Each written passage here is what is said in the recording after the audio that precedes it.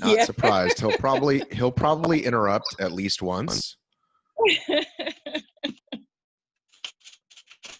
That's Well, kind I of was what he. kind of waiting for him to give, River has that colorful language, so I was waiting for him to say something on the mic. All right. Well, now I see you twice. Can you hear me? I can see your eyes and I can hear you. Do you want to put a light on? 17, 18, Rhiannon has muted while she fixes her phone because she's trying to get her phone to stand up. Can you hear me? I can hear you. Can you hear me now? I can hear you, but it's really dark. Do you have any light in that room? Of course not. There we go. So it's very possible we'll get interrupted multiple times by children during this, giving you a heads up. And we'll get started as soon as Rhiannon stops messing with her phone. You can use a laptop too, Rhiannon, if you don't want to keep moving. The problem is my laptop is messed up with the audio. So okay. Yep, I got it. I'm good. You're good? I'm good. Okay, good. why you're a little fuzzy? I'm fuzzy? Yeah, like your internet's a little slow, but we'll make it work. Okay. So I think we'll just start with, we'll get you guys to let people know who you are. So just tell everybody your name and where you live. Well, my name is Rhiannon Gerald. I live in Auburn, Georgia. And where's Auburn, Georgia? It's right outside of Decula. So I am about 15 minutes from Chateau Elan, and that's in Brazelton. Okay, nobody listening knows where any of those towns are. So you have to give people a reference point of a city they've heard of, like Atlanta or Chattanooga. Atlanta, Northeast Atlanta. Okay. Way Northeast Atlanta. Okay. And then the gentleman we have on the line today, would you tell everybody who you are and where you live? Everybody know me. It's me, cuz Joll. And I'm in Atlanta, like right by the airport. Who has a television on in the background? My bad. Hold on. I'm in like 3 Zoom calls at one time. I'm trying to turn it off. I'm glad to know you're giving work 100% attention while you're spending time with us today on the Obstacle Racing Media podcast. Matt, is my video better? Stop moving. Matt, okay. Is this better? Safe? Is safety your number one priority right now? 100%. How did you know? All right. There's a sign. Nope. Now I know. Now I get it. Okay. Well, it's interesting because not that long ago, safety was everyone's now priority. And I think if I believe every corporate email I get, I think racial inclusion is their number one priority. How wonderful is that right now, right? Like everybody's standing tall right now, right? Well, except for CrossFit. CrossFit is going down in flames. Listen, we scheduled this call before the CrossFit nightmare happened. So let's not bring up CrossFit at the moment. Or I retract my statement. You don't have to retract your statement. But I did have an interview with a gentleman the other day who said, I feel seen for the first time. Has that been your experience recently? No, not yet. I don't think we're there yet. For me, anyway. Well, I don't mean solved. I don't mean fixed. I just mean like, oh, y'all finally at least see what it might be like. I think it's beginning to get there. Yeah. I think the blinders are halfway off, but I wouldn't say that they're all the way off yet. Well, I feel like I felt very positive about it, and then like So let's talk about, I assume you guys saw like Drew Brees' thing. Oh boy. Bad idea. Well, where we're at now is, the culture we live in of quick reaction, quick backlash to the backlash. We were already there, right? Last, whatever it's been, 5-10 years. So Drew Brees says something not that woke. And, somebody like Tony Dungy comes along and says, yes, but he has the freedom to say that, and we shouldn't hate him for it. And let's open up some dialogue for it, which I agree with, because even in his defense, you tell me, as a white man, when I hear his defense for it, I still don't hear racism. I hear ignorance. Like, he truly doesn't believe, no, he thinks it's about defending the flag and my ancestors. Like, he just is ignorant to what the cause is about. Tell me what your thoughts on that. My thing is, someone's first reaction is their reaction. That's how I look at it. And if he feels that way, fine. Then I know now how to deal with him. I know which lens to look at him with. So I think that goes with a lot of people. They have these knee-jerk reactions. They say things, and then they come back with the apology tour. So, hey, if you feel like that, that's fine. State your piece.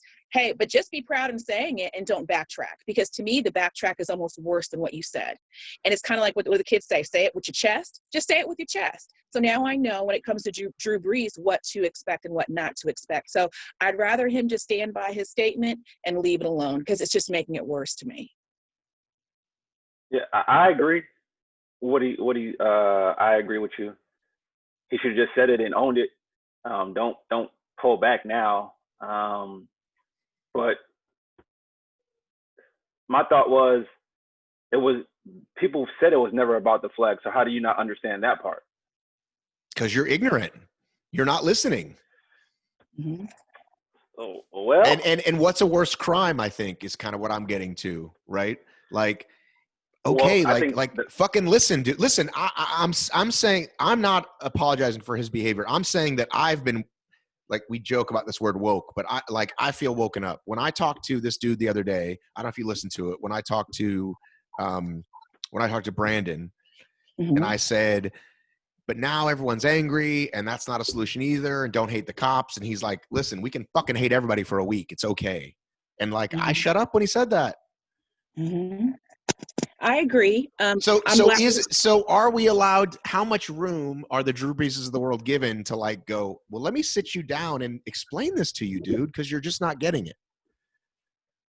To me personally, I don't need to educate anybody. I'm tired of educating people. I've been educating people as a Black woman for 40-something years.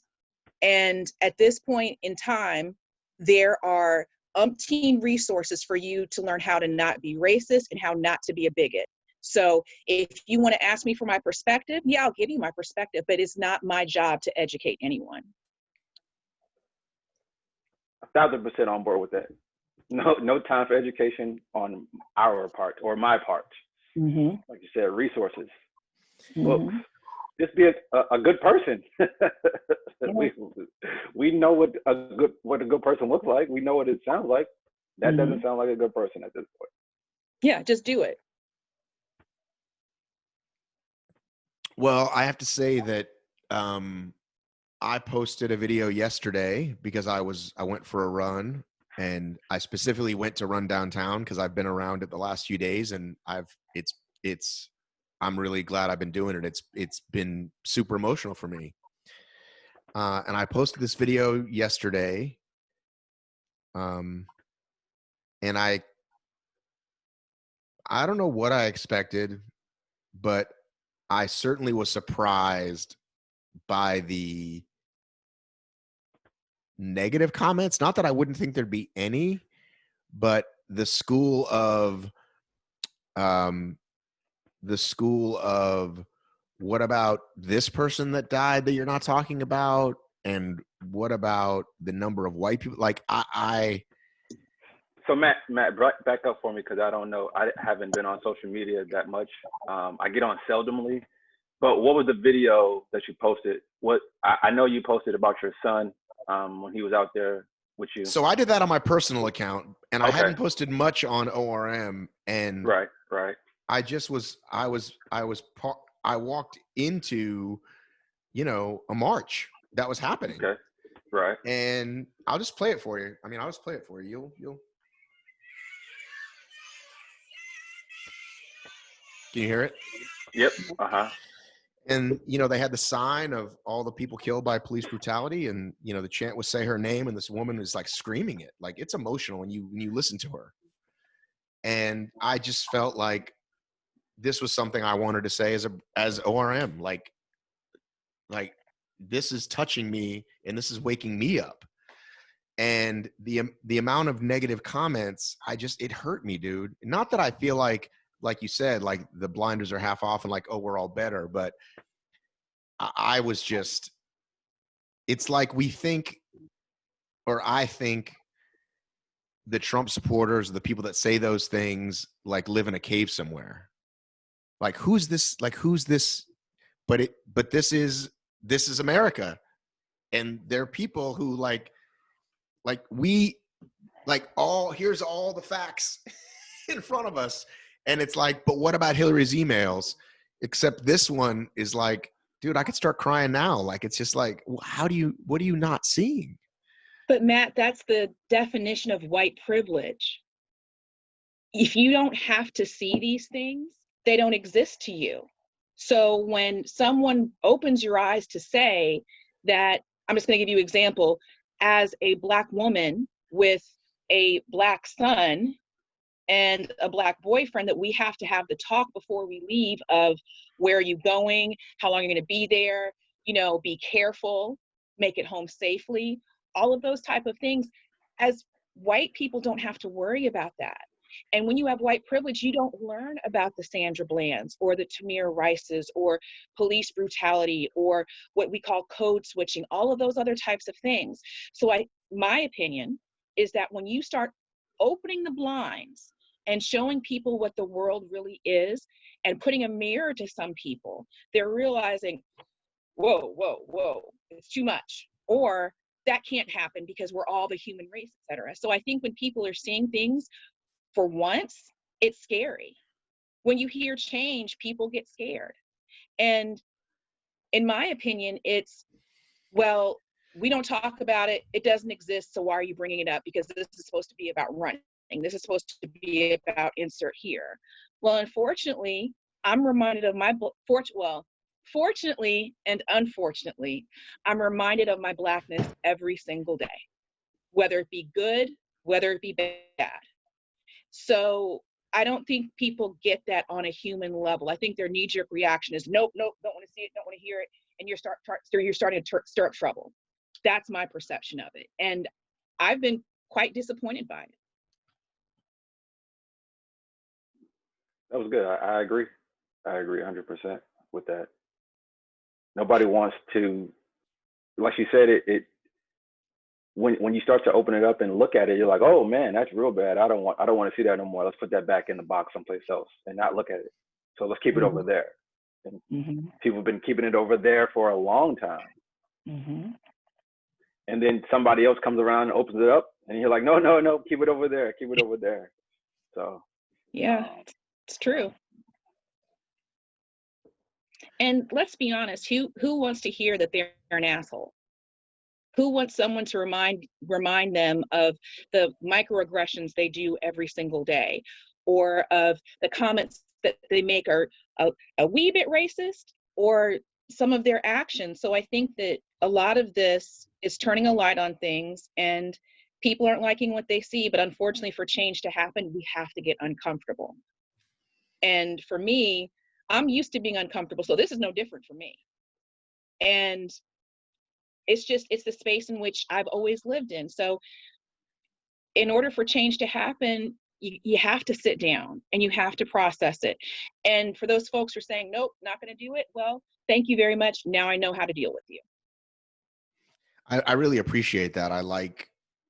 I like that. I think it's a very, you know, mature is the only word I can think of, is like, you know, it's like that old saying, right? When people show you who you are, believe them. Like, okay, so Mhm. you've like, And I uh, believe Drew Brees.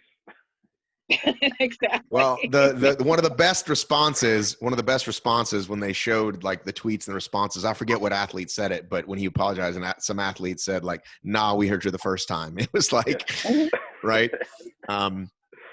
Is I trust. So I'm gonna go ahead and I have 3 sisters. Okay, one of whom is very unreliable, late all the time, will probably cancel half the time. I trust her 100% to be that person. I expect no different from her, right? When we learned early on, she's got kids, we've got kids, we would never tell the kids we're going to see Auntie today, because we didn't know if she was going to bail. We would just wait till she showed up and then be, hey, Gay, she's here. So if she's scheduled to be somewhere, I'm not going to wait, right? I'm either going to know ahead of time that I'm leaving without her, or that it's not going to happen at all. So thinking of it in that context, it would sadden me a lot more to think that way about people in general. Like, I know that about her. Most people I wouldn't even have in my life at all. Like, you're late, you don't respect me, you don't respect my time, fuck you. You're not even in my life, so I don't have to think about it. But this person is in my life somewhat. So I guess, how do you, Rhiannon, how do you deal with that and then not just be resigned of like, this is how the fuck these people are, or this is how a large percentage of people are. They're going to be this way. They're going to be blind, ignorant, whatever the word you want to use. It's just an is for me, you know. It's just, I know where certain people are when it comes to certain lines in the sand, and I know, should something happen and I need to link arms with them, I know who I'm going to look in the crowd for first. And I know who is going to say, oh, I'm here, I'm here, I'm here. And you look and they're not there.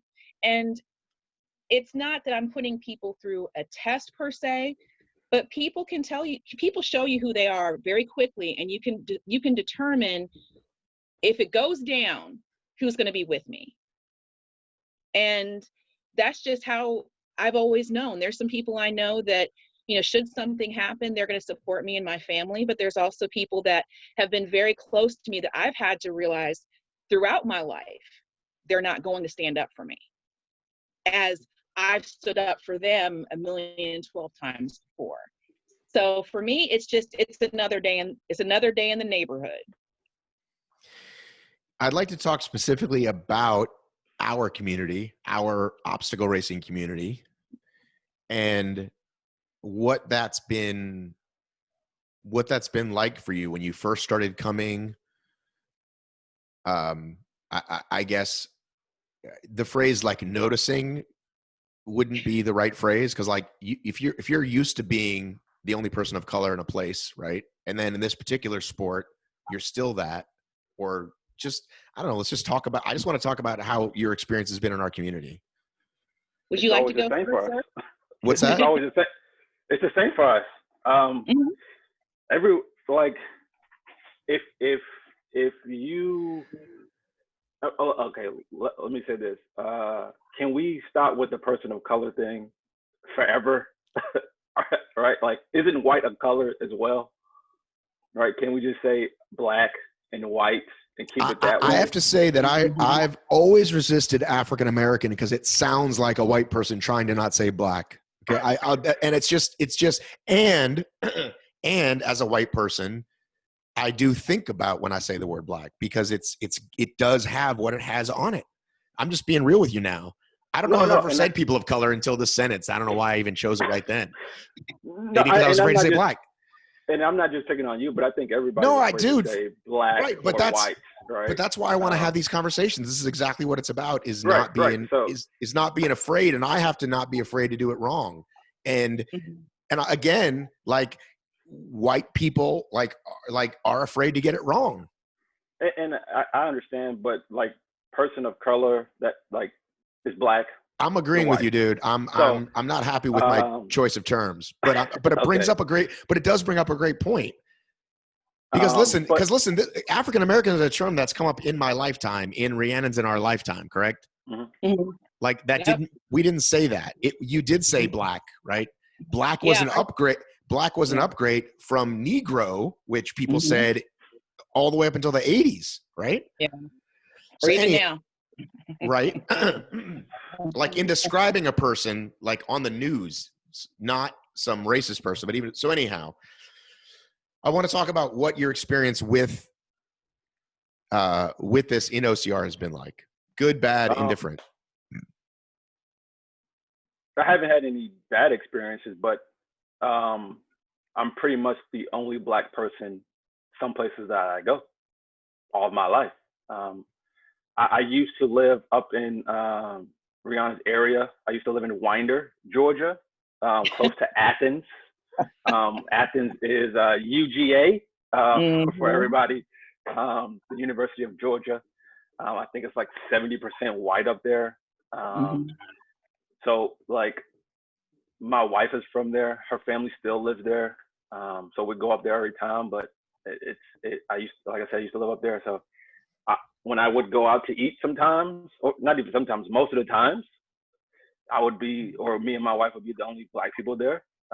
Same thing now for OCR.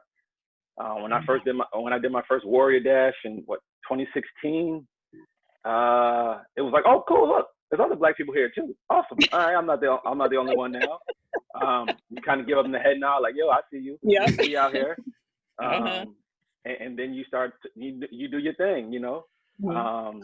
And then over the years, as it's grown, I see more and more Black people. There's Black groups now. They come in groups with their workout classes or their gyms and whatever. So you're like, all right, cool. It's rising, but let's be honest here.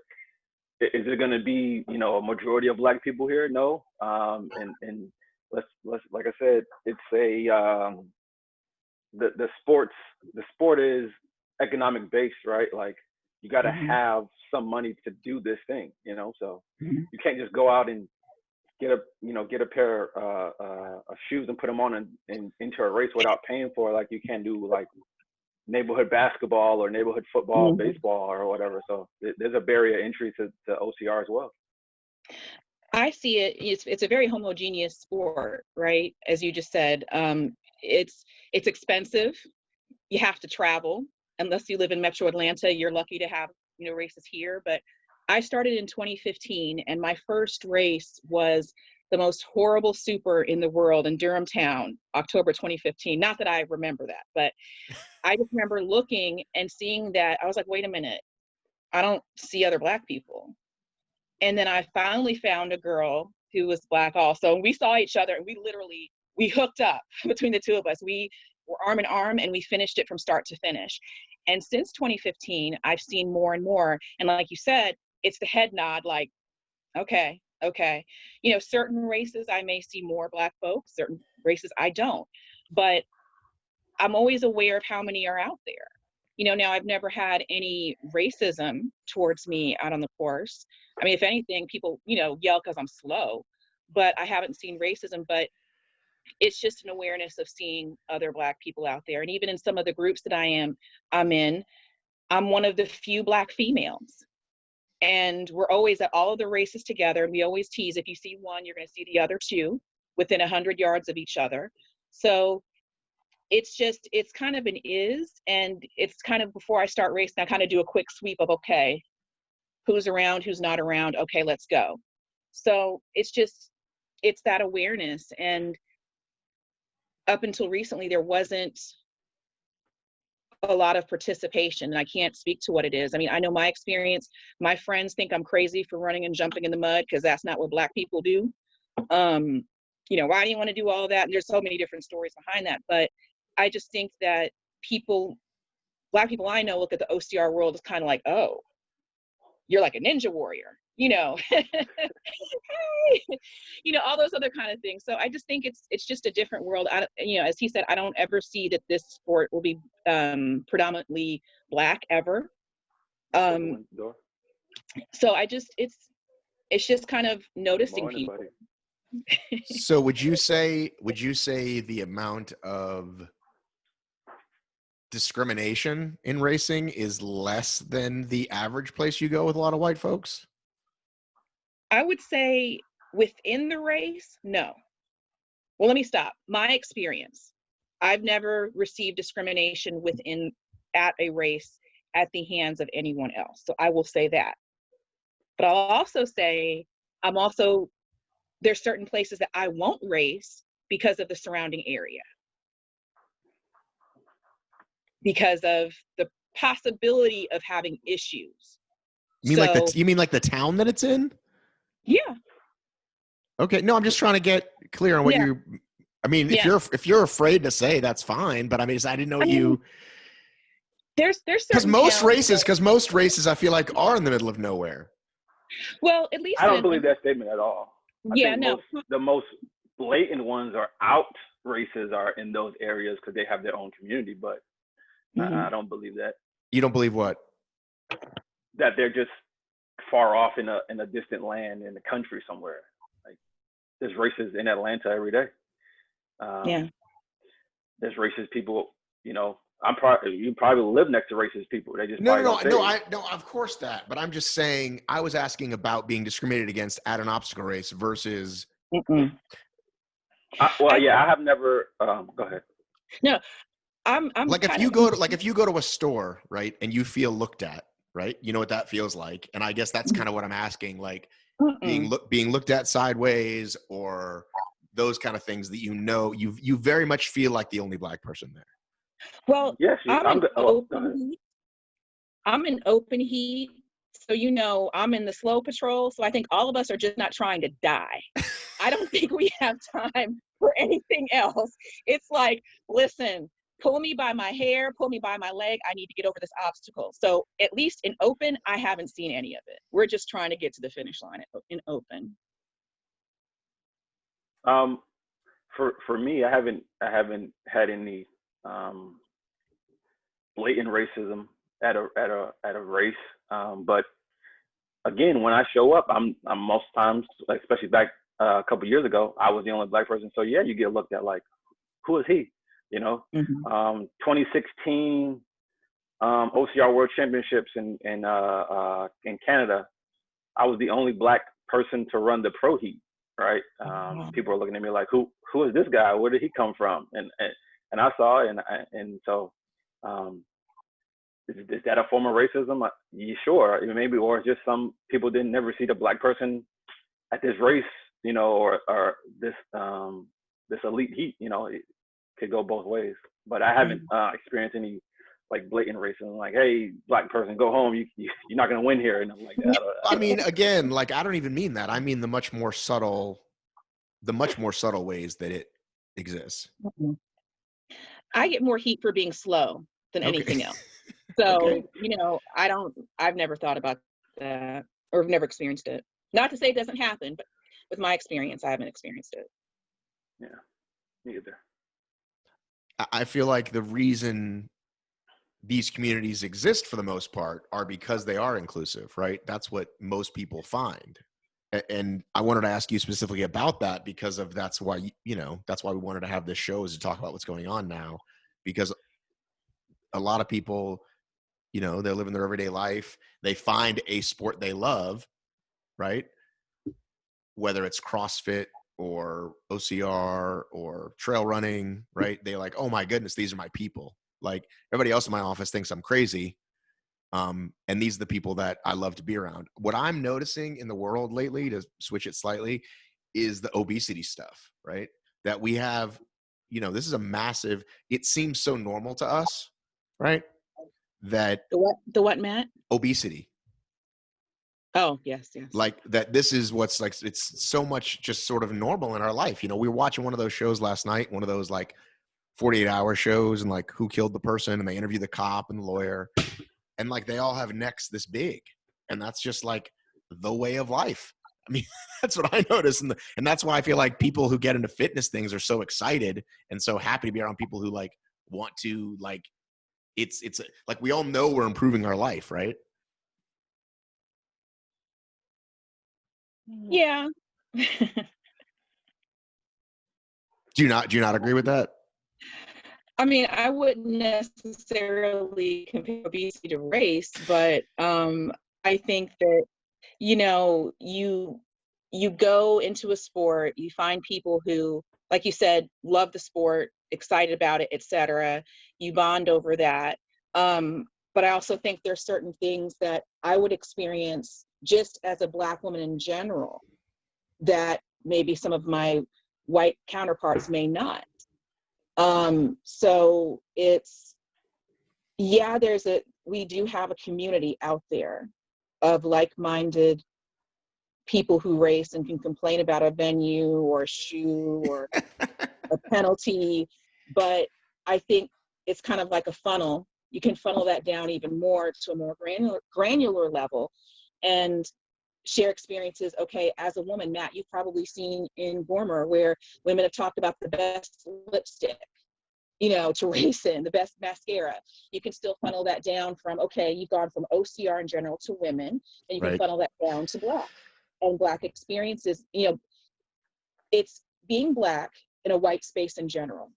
And it's being Black, and for me, a Black female in an all white racing setting, whether that be male or female. So I may have a different experience than my white female counterpart, and I may not be able to relate on a certain level. Have you ever looked at the Spartan Pro team? This is for both of you, but I'm going to ask you, Rhiannon, first, since you were talking about this, and thought it would be nice if I was represented there.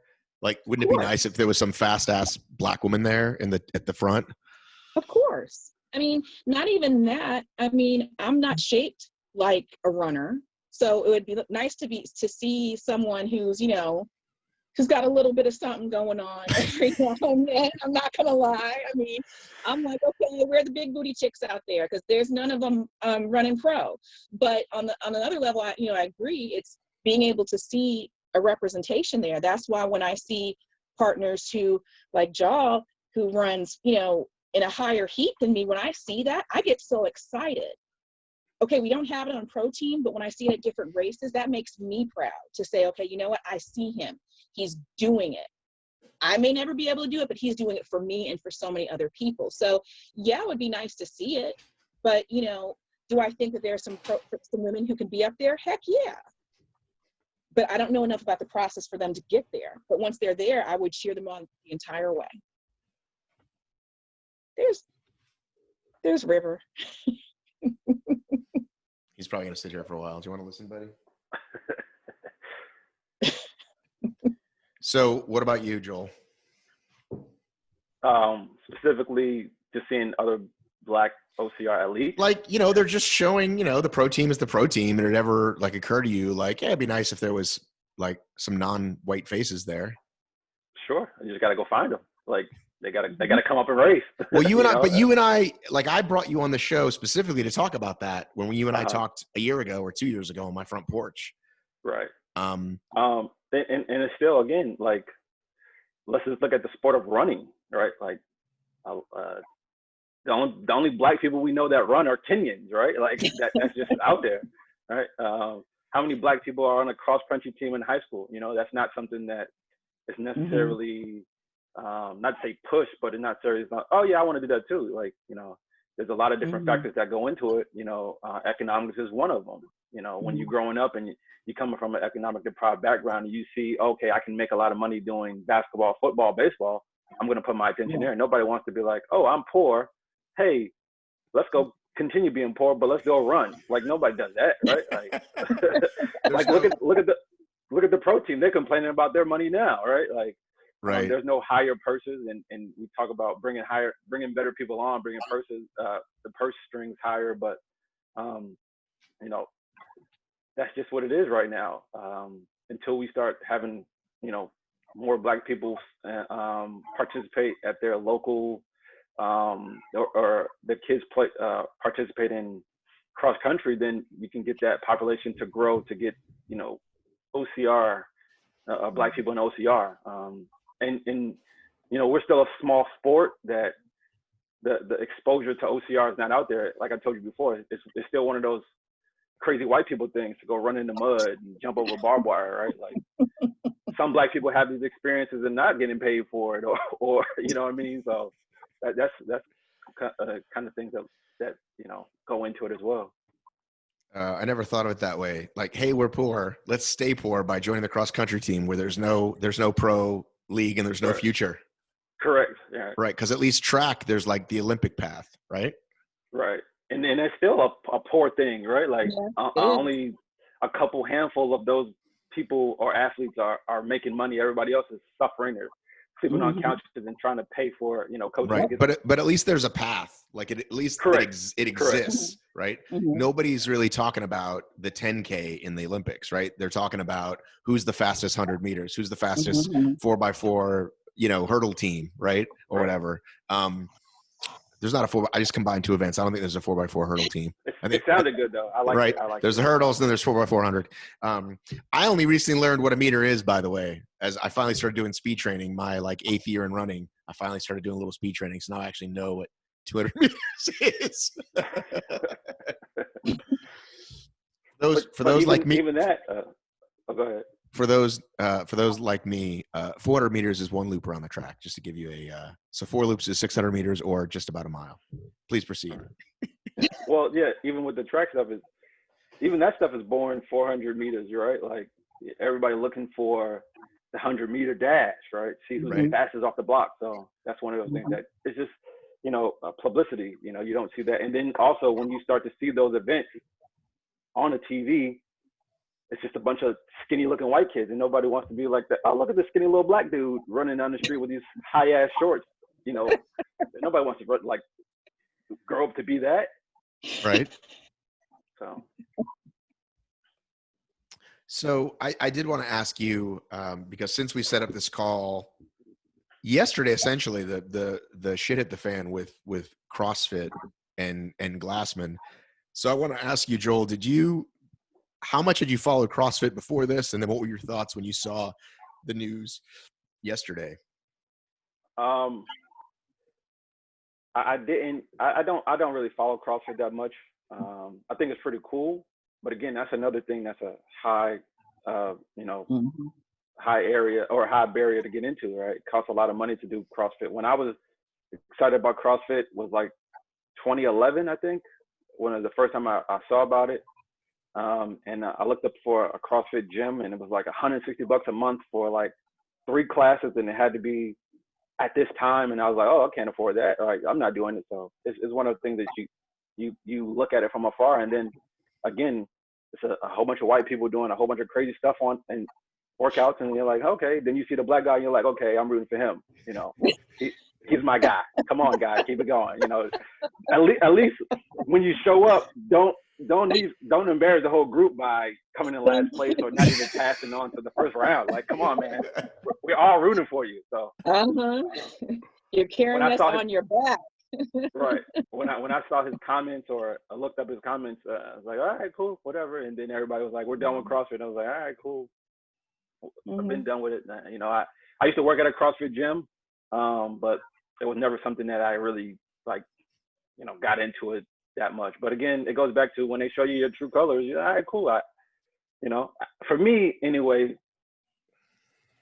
I would love to know where everybody stands, because then, like you said, I know how to proceed or not proceed with you. So, no biggie. I it's been like this for my whole life. So once I know that you're, I guess, essentially on the other side, all right, cool, I'll stay away from you. Like, hey, hi, bye, that's it. But the ones that you really got to worry about is the people who are silent, not because they don't know what to say, but because they don't want the situation to change. It's kind of like shut up and run, or shut up and just do this OCR. Let's not even talk about it or face it, because that's pretty much what it is. Well, it looks like everybody's bailing. Once the brands go, and it's you know what I mean, Rogue Fitness, Reebok, like all these big people that are tied to the brand CrossFit. And then the athletes are starting to follow. People are de-affiliating or whatever.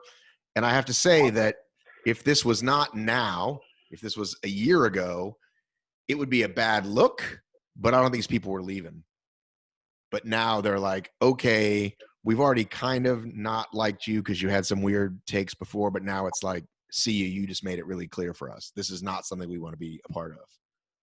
But is it because he's they think he's a bad person, or they're like, yo, my money is starting to be affected by him. Bingo. Right? Like it's let's be honest, we're in a capitalistic society. Everybody's trying to make money. So if I might agree with you, but I'm not going to say it just because I want to continue making money off of whoever. But if people start pulling their money, it's like, all right, cool. Bye-bye, Glassman. You're messing up my money. I'm going to go and get it someplace else, or continue to lose it, right? Like, let's think about the brands who are like, hey, we stand with you. Look, Ben and Jerry said something crazy, I guess. I didn't even see what he all said, but I know people were like, oh, we're going to run to go buy Ben and Jerry's. I'm pretty sure he made a little money that day, right? And if he would have said something negative, he would right. But at least, money. but at least they said something. So, you know, getting back to safety as a number one priority, you know, something that I've talked about a lot and that upsets me is, you know, bullshit. That's just ever since I was a kid, right? Like, that's why I didn't do well in school. It's why I've never been able to work for anybody but myself with any success, is because I'm the person that's going to raise his hand and go, well, that's fucking stupid, right? And a lot of places don't want that. So when companies tell me that, let's go back a little bit more. Prior to COVID, they had to change a few laws around online security. So our security was their number one priority. Our privacy was their number one priority, right? Then safety, always been number one. And now, so speaking personally, when everything went down, I got a message like on day one from some girl. Like, I think it was, so George Floyd was I forget what the date was, a week, 30th, whatever date it was, like 1 or 2 days after, I got a message from someone on Instagram who I'd never spoken before. Like, we've never even had a playful exchange, which I have with many, many people, right? Hang on a second, buddy. Like, someone just, you know, comments on a joke I put, so nothing. I've never spoken to this person in my life.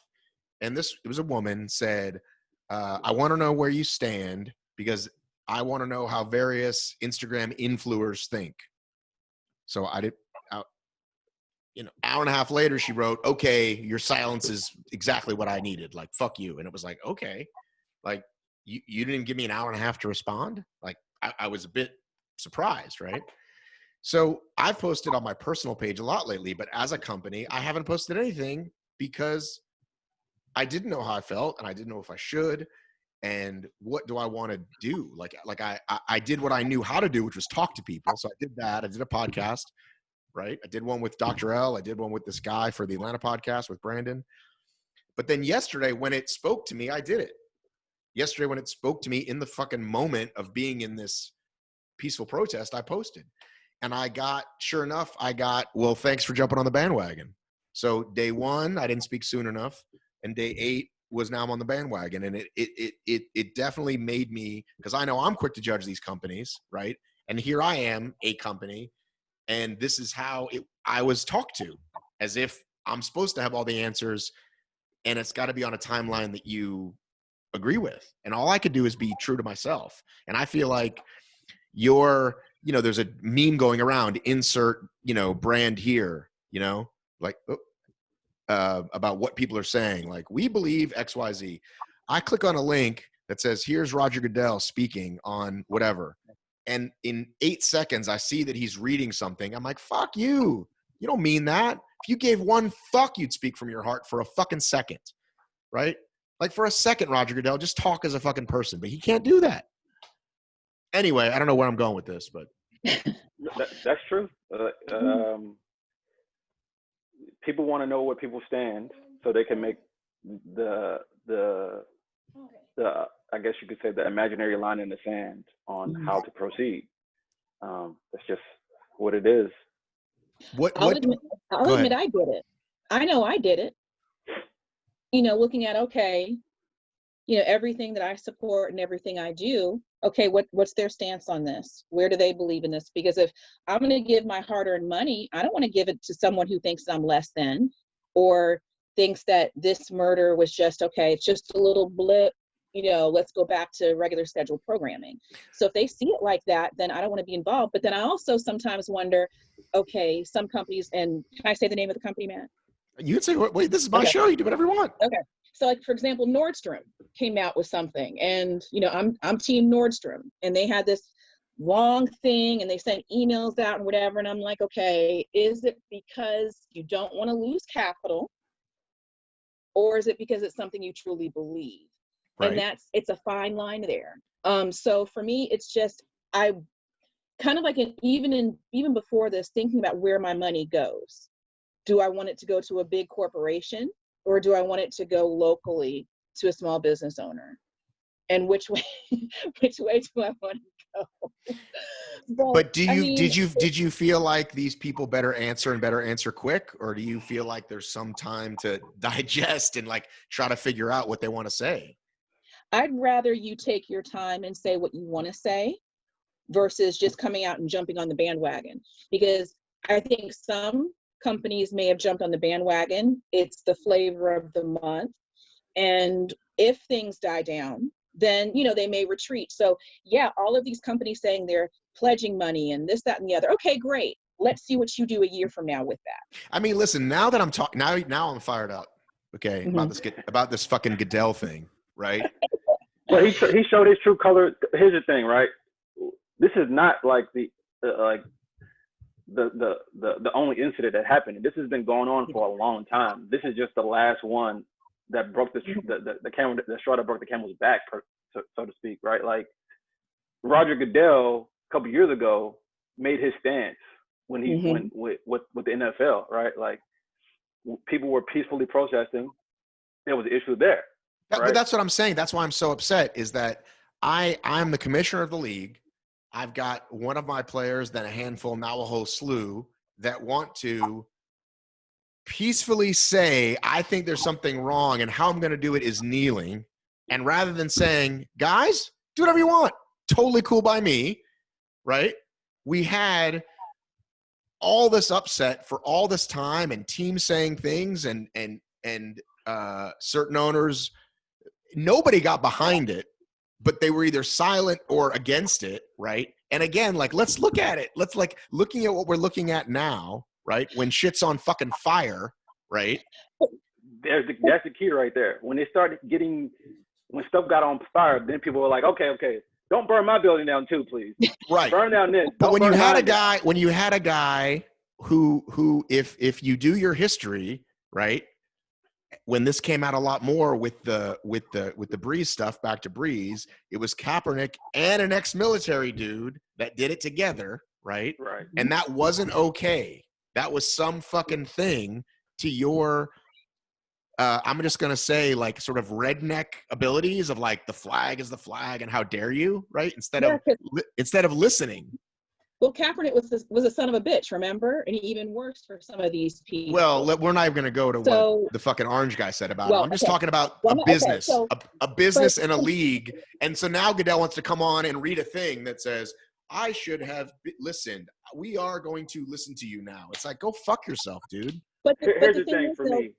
Think about the owners. Think about the owners.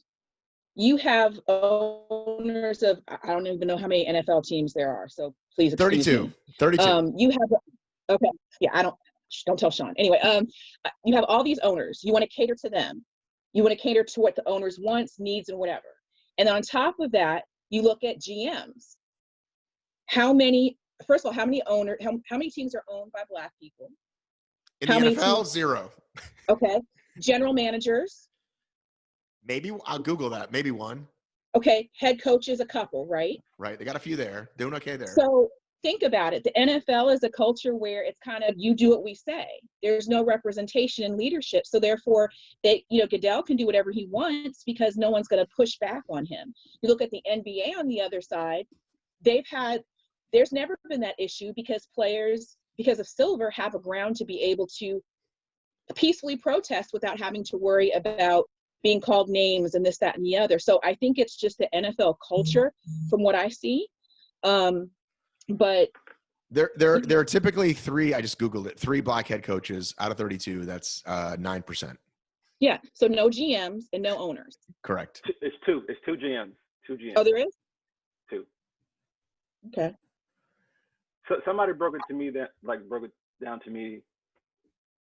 It's a $40 million plantation. That's what it is right there. That's it. right? Like we have overseers is the GMs. We got a couple of those, and you know, you got the owners who are all white. You know, the sports is sports are a bigger plantation. It just looks good because people make a lot of money. I saw a meme the other day that said, Black men are okay. The only okay Black man is when he's 6'4", 300 pounds, and is rushing to the end zone. That's a Black man who's not a threat.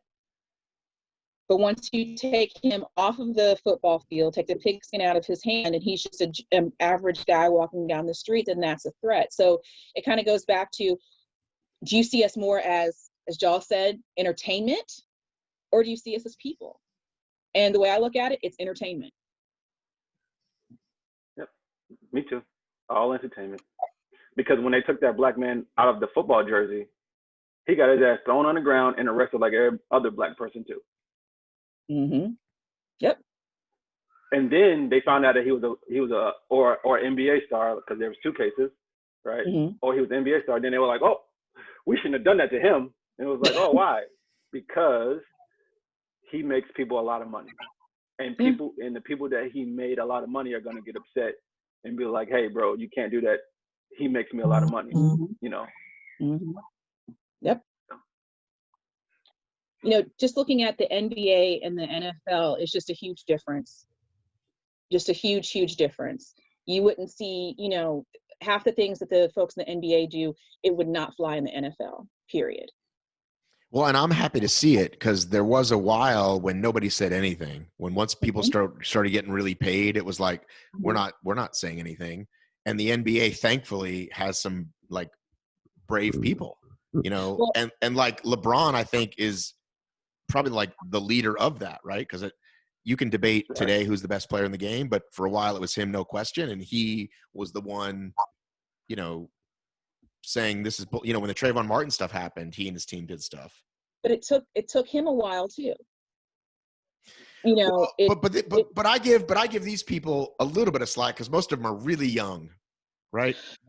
No, it's the thing of, now he feels comfortable, because if he speaks up, they're gonna snatch whatever they dangle in front of him. So but if you're 20 years old and you're making $1 gazillion and people are like considering, like, your brain isn't even fucking formed yet. I feel like. Right, and people tell you, hey man, listen, watch what you say, because you can get your whatever it is pulled, you know, you can go back down to 0, you know, faster than you can come up to 100. So as a Black person, those are the things that you talk about, right? Like, as a family, hey, listen, watch what you say around those people, right?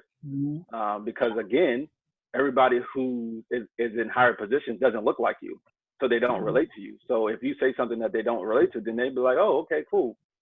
Take whatever that he or she got to get to this point. So, you know, while you can commend LeBron James, that's great, because he put himself in a position to say, okay, if you can't take everything I have from me, you know, or whatnot.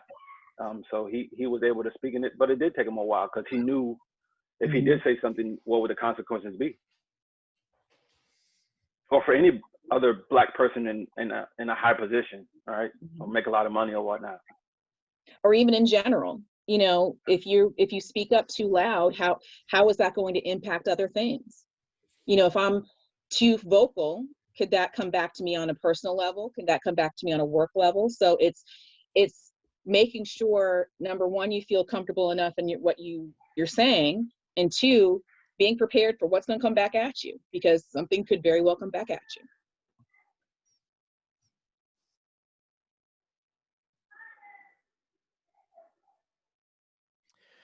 Well, I think we've had a decent chat. I think so. I mean, I think this is the beginning of a long, long conversation. I think it's the beginning of, you know, I think that unfortunately, Brianna, George, Ahmaud, and even the gentleman in Central Park being profiled. I think that, and even all the people who came before them, whose names we knew and we didn't know, I think this is a catalyst at this point. as far as where we go as a country and as a people. And the thing that makes me happy is that these conversations are happening. But after we have this conversation, what are we going to do next? Talking is great. I mean, I can talk all day long. I mean, you keep the Zoom all day, Matt. We can have a fun talk. But what are we going to do now? I don't know. That's why that's why I'm starting to have these conversations, because I don't have a fucking clue. You know, where do we go as, you know, Rhiannon? Where do I go as a person who runs Spartan races or Savage races, or Rhiannon as a mom, Rhiannon as whatever? So where do I go? And I know for me, I'm kind of glad we didn't meet last week, because I was circling the drain, because there's so much information going, happening, so much stuff to process, my own feelings on top of that. It's what the hell? So I wish I knew where to go. I know I'm open to change, and I want to see change, and I want to see representation, but I also know that I can't do it alone. Joll can't do it alone. We're the minority. We need our allies to speak up, and we need people to just turn on that light and say, this isn't right. So how are we going to dismantle this? We can go from the top and take the top bricks off, but really we need to go right down to the bottom, because nothing's going to happen if we don't go to that foundation. Well, I don't think voting solves everything, but reminding people that they can definitely like get out and vote, find out if you are registered to vote, then go vote. I mean, voting is it's a whole different other thing. But I also think that at the end of the day, especially here in Georgia, civil rights, this is the head of the civil rights movement. For me, my family, not voting is not an option. And if we really want to affect change, you have to go out and vote. Educate yourself on the issues, the politician or whatever, and then not even so much the politician, what's the end game? What do we want to see for education? What do we want to see for health? What do we want to see for the environment? All these things. It may not be the person we like here, but they can also help impact further down the street. And nobody has all the answers. And so, like, for me, right, it's not that hard. Just don't be a fucking dick and be an evil person, right? Like, you saw the guy with his foot on the guy's neck. Was that right or wrong? No. The guy wasn't moving for a while. Okay, it's time to get my knee off his neck, right? Simple. It's not that hard. It's not that hard to be a good person. It isn't. And especially now, I mean, come on now, with everything that you have afforded to you, like the internet, etc., books, resources, whatever, right from wrong.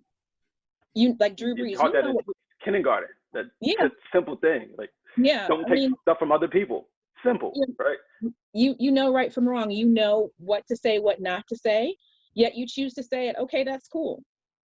Then, like Joll said, the next time I see you, hey, keep it moving. But it's, I just think that people aren't ready. I feel like it's like that Jack Nicholson thing, you can't handle the truth. I think a lot of people cannot handle the truth. I got upset recently when people were quoting Martin Luther King. And I'm like, they shot him too. Yeah, they shot him too. And he was peaceful. Yeah, right? And back in the day, they hated him. They absolutely hated him. They thought he was a communist. J. Edgar Hoover just had it in for him. But now everyone wants to, bring his quotes out. And it's like, I need you to put some context on that. I really need you to, take some context. I mean, Matt, both of you guys are my Facebook friends. You can see what I've been posting. I've had people come back and say, oh, it was better when you were sending out memes and jokes. Well, this ain't meme and jokey time. This is real life. This is what I deal with every single day. I may not deal with it to the extent that Joll does as a Black woman, but I see it as a Black woman who supports two Black men and see what they have to go through every single day. And that when I walk out the door and I see another Black man, I make sure you get that head nod like, I see you. So it's just being like Joll said, it's being a good person, it's being a good citizen. When you see something happen, if it's safe to do something, do something. If you hear someone making jokes or slurs or whatever, say something, don't laugh. So those are small things that can help change. So it doesn't always have to be a protest, but if it's seeing racist acts, microaggressions, etc., do something. All I'll right. get Well, off the soapbox now. no, that's cool. Thanks you guys for doing this. I'm gonna get running and deal with these children. All right. Thanks, Matt. I'm glad we got to do this. I'll let you know when it's up. All righty. Yes, sir. All right. All See right. ya.